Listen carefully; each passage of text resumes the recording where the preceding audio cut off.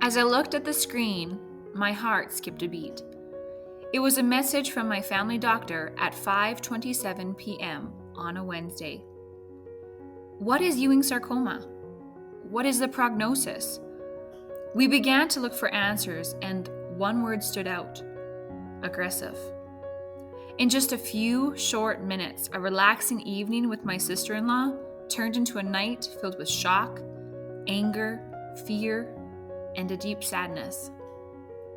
For 6 weeks, I had been trying to figure out what was going on. I went to the doctor and the hospital emergency rooms countless times. Each time, I received a new prescription because it was probably some type of infection. I was young and I was healthy, and it couldn't be something serious. Finally, a new doctor recommended I go for an ultrasound, and then another ultrasound and a CT scan. Then it was recommended that I get an MRI as soon as possible. It was booked for 3 months later, despite the doctor's writing urgent. So I paid $1,000 for a scan I urgently needed, and that day I received the news that I had likely some form of aggressive malignant sarcoma. And then I waited.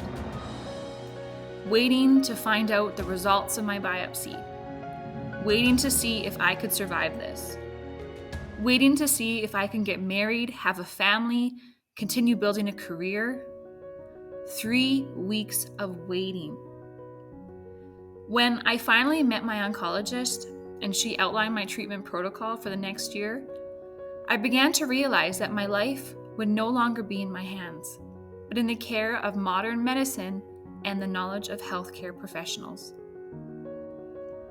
I was given a booklet of the side effects I could get from my 5 different chemotherapy drugs, and as I skimmed the document, another word jumped off the page: infertility. The fertility clinic in Edmonton was closed, so a few days later, Mitch and I were driving to Calgary to learn about the process of egg preservation. It would take 3 weeks of hormone injections, and I would have to pay out of pocket. And it didn't include the storage or transfer of the eggs later. We had just built a house. I was in my 2nd year of teaching. It was too much money, but we would find a way. During the drive home, I felt all the anger and fear all over again. I had spent 3 weeks of waiting to see my oncologist for the first time, even though it was almost certain I had cancer. Later that evening, the nightmare was complete. I received a call from my oncologist who had spoken with the fertility specialist. My tumor had grown exponentially, and if I delayed chemotherapy, my staging would most definitely change.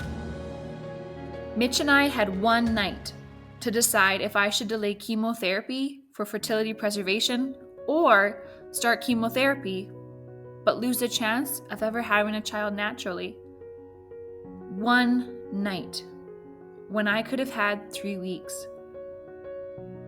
We didn't choose fertility preservation, but we still did the best we could to give myself a chance to have children.